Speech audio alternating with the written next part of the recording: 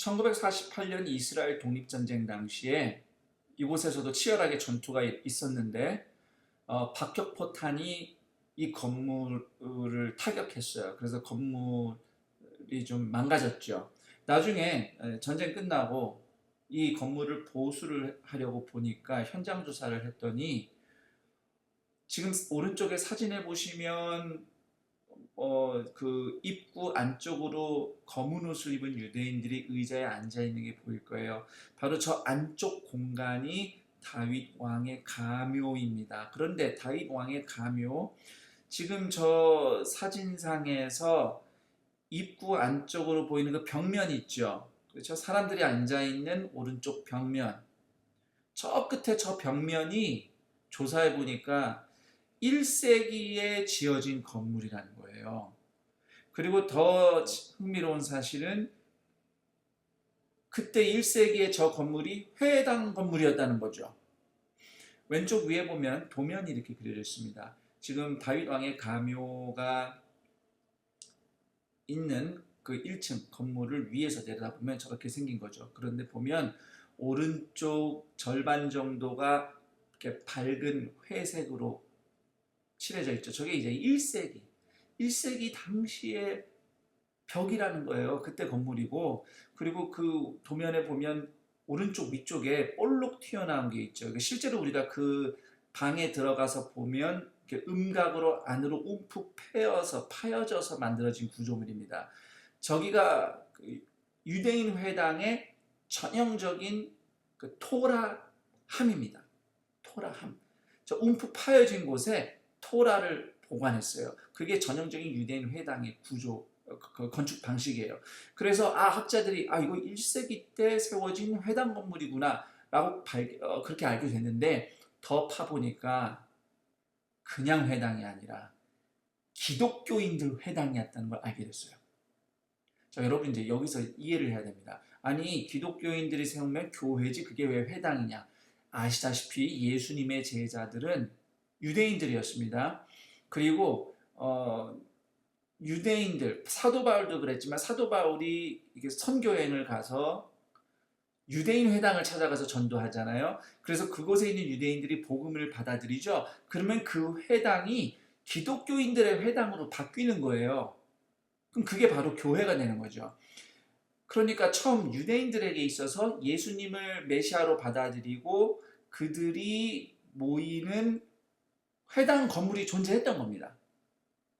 유대인이니까 회당을 짓는 거예요. 그래서 지금 마가의 다락방이 지금 현존하는 그 건물이 원래는 1세기 유대인 기독교인들의 회당이었다라는 것이 이제 학자들이 조사한 이제 결과입니다. 두 가지 이유가 있어요. 왜 저기가 유대인 회당인가? 기독교 유대인 회당인가? 자, 우선 이 회당이 바라보고 있는 방향이 다른 유대인 회당과 달라요. 보통 유대인 회당들은, 그러니까 토라함이 어디를 바라보고 있냐면 성전을 바라보고 있어요.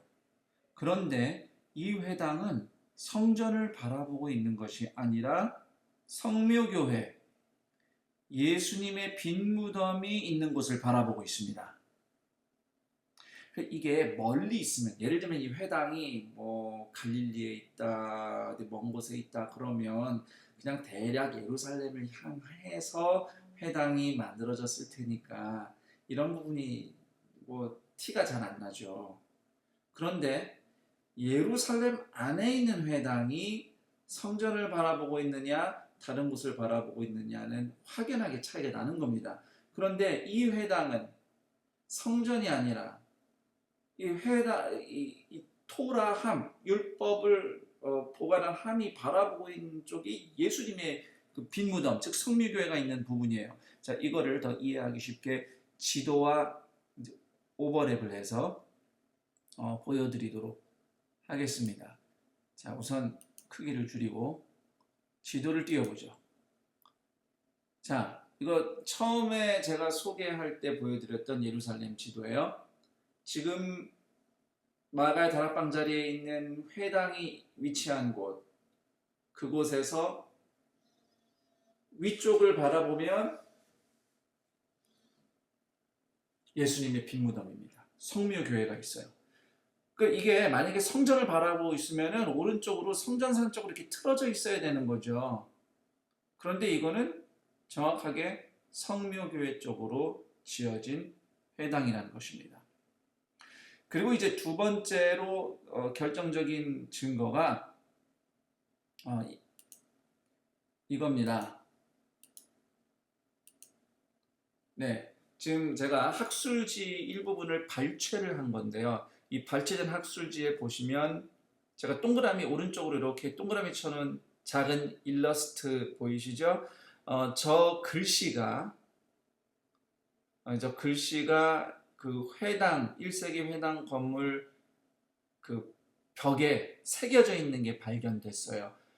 그런데 이제 학자들이 저 벽에 새겨진 글씨를 해독을 해보니 그 내용이 이제 그 학술지에 이렇게 소개된 거예요. 제가 빨간 줄로 그어놓은 건데 Conqueror, Savior, Mercy 승리자 또는 뭐 성경의 요한계시록 용어로 하면 이긴 자 그리고 구원자, 자비 뭐 이런 단어들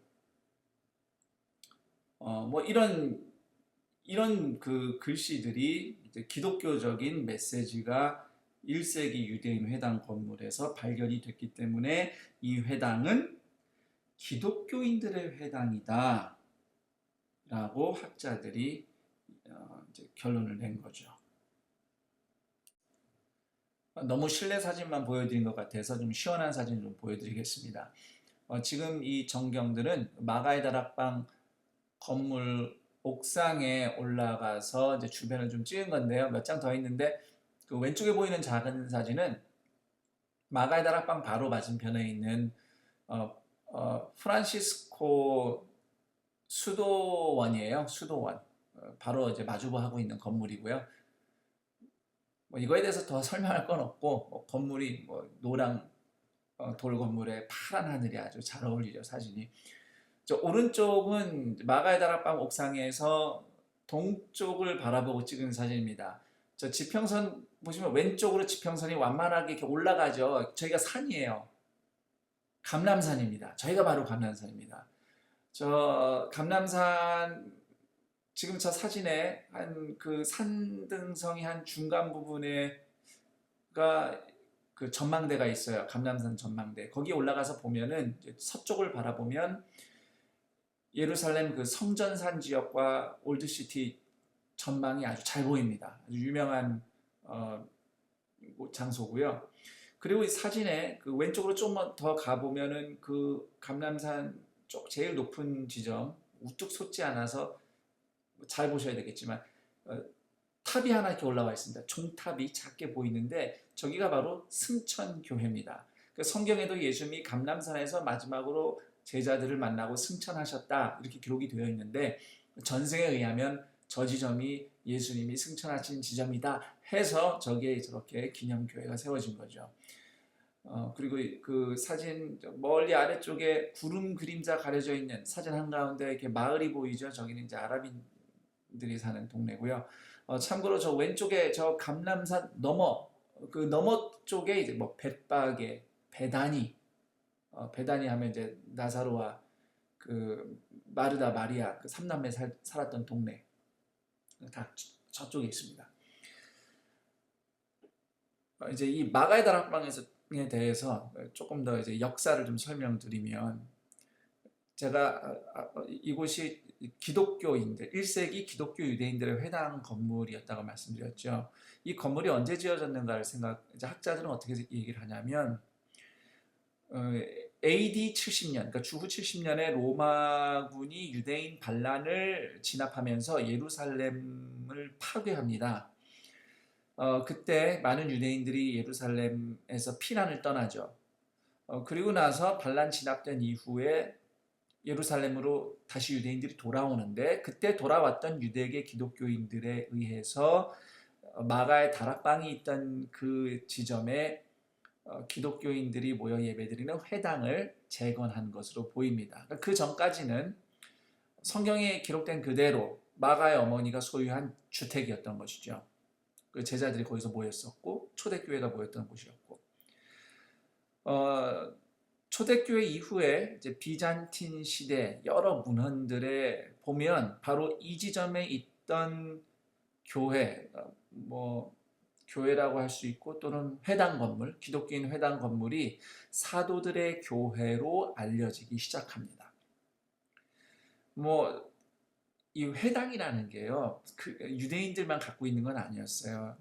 그리스 로마 시대에도 마을 회관을 신하고 회당이라고 불렀고, 특별히 유대인들에게 있어서는 그 마을 회관과 같은 회당이 신앙 공동체 활동 공간이었죠. 자, 그런데 이 마가의 다락방 교회, 여기에 세워진 사도들의 교회가 회당 건물로 지어지고 유대인 기독교인들이 신앙생활을 하면서 이제 세월이 흐르니까 유대계 기독교인들과 비유대계 기독교인들 사이에서 그 사이가 이제 벌어지기 시작합니다. 뭐 여러 가지 이유가 있겠지만 로마의 그 반유대인 정책 때문이기도 하고, 그러면서 또 유대인들이 예수님을 뭐 십자가에 못 박는 민족이다 해서 뭐 그런저런 이야기들이 좀 끼어들면서 유대인 기독교인들이 좀 이렇게 박해를 좀 받는 입장이 됩니다. 요즘 유행하는 말로 왕따가 되고 뭐 이런 거죠. 이렇게 해서 이제 기독교 유대인들과 이방인 기독교인들이 멀어지면서 유대계 기독교인들이 모인 곳을 교회라고 부르기 시작한 거죠. 그 전까지는 굳이 교회라는 단어가 등장하지 않았던 거예요. 헬라어로 퀴리아케라고 하면은 퀴리오스가 주님인데 주님에게 속했다라는 의미의 퀴리아케, 이 단어에서 오늘날 영어 단어 church, 교회라는 단어가 등장하게 됩니다. 요약하자면 1세기 그리스도인들은 유대인이든 헬라인이든 1세기에는 다 회당에서 만났어요. 회당이라고 건물이 있을 수도 있고 누군가의 가정집이 회당이 되었을 수도 있고,